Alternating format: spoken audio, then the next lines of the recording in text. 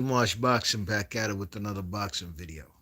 So Teofimo Lopez coming off the possibly one of his top two biggest wins of his career, defeating Josh Taylor in spectacular fashion. Well, it looks like he's trying to stay true to his word that he's going to retire, and it's been announced today that the man Teofimo Lopez has vacated the WBO title that he snatched up off of Josh Taylor this past weekend or the weekend before last. You know what I mean? So Paco Vacariel, like the president of the WBO, he was talking to the media and he got a text and he told the media immediately what the text said. And he said, "This is a text actually from Teofimo Lopez." And Teofimo Lopez is letting me know, basically, Paco Vacariel uh, telling the media that Teofimo Lopez let him know that he will be relinquishing the WBO 140-pound strap immediately. So, Teofimo Lopez looks like he wants to stay true to his word that he'll retire. I personally don't believe it. You know when I'll know he's really retired? If he will vacate that what do you call it? The Ring magazine title that he got off of Josh Josh Taylor. You know what I mean? If he manages to do that, then he'll be retired for sure. Because the only way you can lose the Ring magazine title is if you lose it in the ring. Well, actually, there's three ways. If you lose it in the ring, if you lose it due to inactivity, then they're gonna get stripped of it. So that's the second way, right?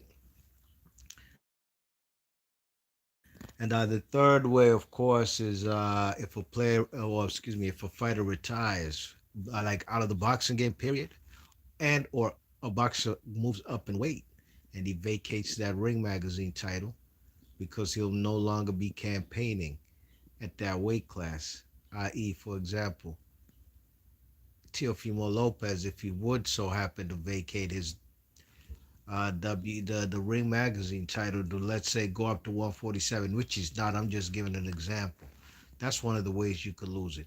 You could lose it by being inactive too and not defending or having a fight within 15 months. Okay. And the third way, of course, is losing it in the ring. You know what I mean?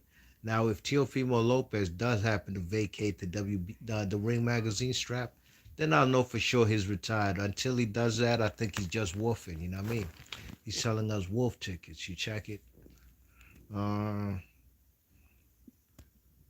Maybe he doesn't want to have the pressure of having any mandatories. Now, I have no problem with the fighter vacating any of these sanctioning belts, right? These sanctioning body belts. If they want to remain with the Ring magazine title, then so be it. That's great. That way you could actually make the best fights happen. You're like the king of the hill. You could make the best fights happen without having to worry about mandatories. But I don't think in this situation that basically that implies to the man Teofimo Lopez, because Teofimo Lopez is a guy who likes to fight mandatories. As a matter of fact, he likes to fight his mandatories more than he does like fighting for all the marbles for undisputed, right? He could have got 4 million to fight Devin Haney for undisputed a couple years ago. He decided to take 1.5 million to fight his mandatory, George Kambosos. That's what we call a cherry picking gone wrong. How'd that turn out, right? So I'm not. I highly doubt that the man Teofimo Lopez is dropping this WBO strap strictly off of doesn't want to have to bother with mandatories. And by the way, matter of fact, since he has vacated the WBO strap, the two number one contenders in the WBO rankings at 140 is that Barbosa kid who's 28 and 10. I'm forgetting his name. He fights on Top Rank. Uh, Barbosa. Can't quite remember his name right now. I think he fought on the last undercard. I think he just fought this last weekend.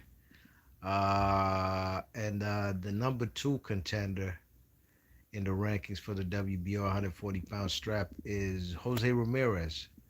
You know, a guy who actually did hold the WBO title once upon a time at 140. Absolutely. Yeah, in the same weight class. You know what I mean? So those are the number one and two. If Teofimo vacates, and those two will be banging it out, go head to head, and they're gonna fight each other for the WBO 140-pound strap. That's if unless one of them doesn't want to fight the other, then decides to forego a title, excuse me, a title shot. Yeah, I mean, there's so until Teofimo Lopez vacates the Ring Magazine title, I still consider him an active fighter. I don't care if he drops a WBO strap 5 days after winning it. There's still a lot of major big fights to be made in the 140-pound division, and especially with also fighters who might be moving up from the money weight division, 135 lightweight, coming up to 140. So I doubt that man's gonna leave all that money on the table, especially after being at the age of 25, and especially calling himself the greatest since Muhammad Ali. That's what the man said, not me. You know what I mean? I guess when you beat Josh Taylor, you're the greatest since Muhammad Ali. Be Marsh Boxing. What are your thoughts and comments? What's up? We live, eat, sleep, boxing. What's going on, my G? Big up on yourself. Big up, big up. We eat, live, sleep, boxing says negotiate to get more money, fake retirement. Absolutely, I believe that's the case too. I mean, his pops is asking for 40 million, excuse me, 20 million to fight Devin Haney. And I mean, 2 years ago it was 10 million, now it's 20 million. 140 is heating up, says we eat, sleep, boxing. I think Regis beats him. Yeah, man, I think Regis a good fighter, you know.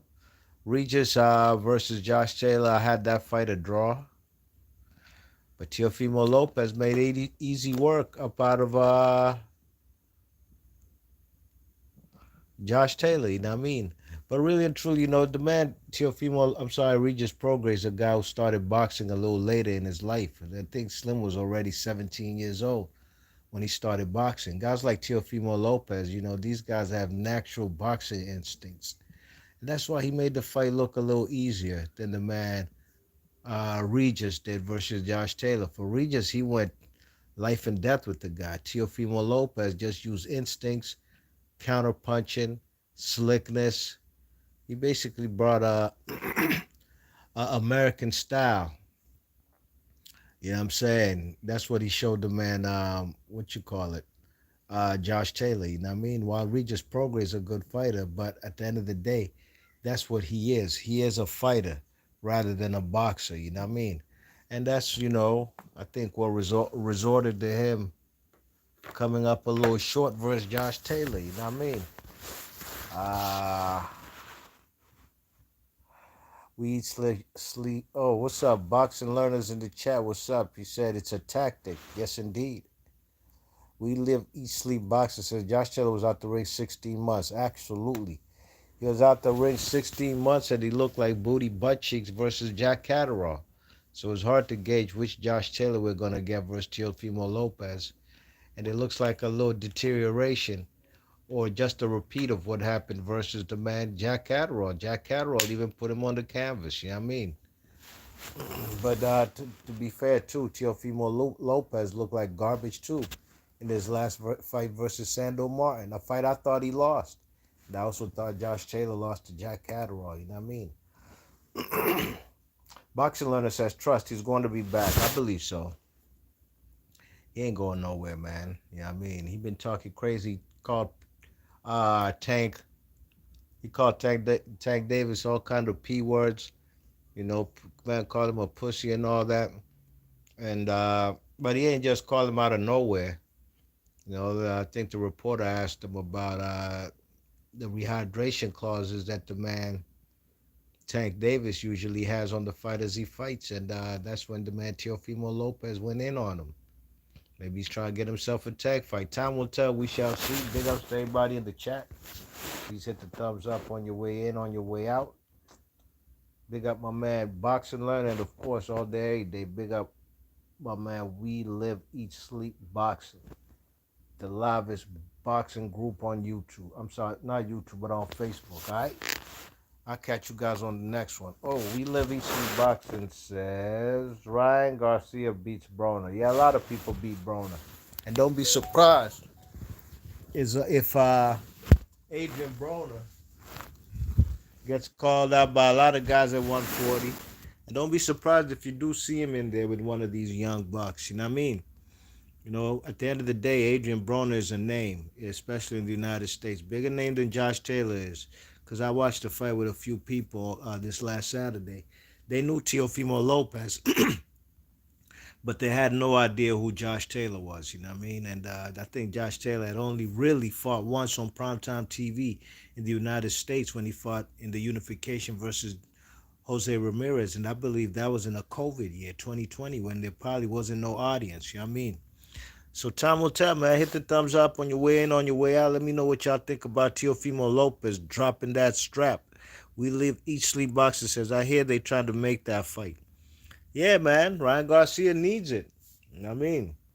So does Adrian Broner. You know what I mean? So, yo, big ups to everybody in the chat. Catch you guys on the next one. Hit the thumbs up. I'm gone. One.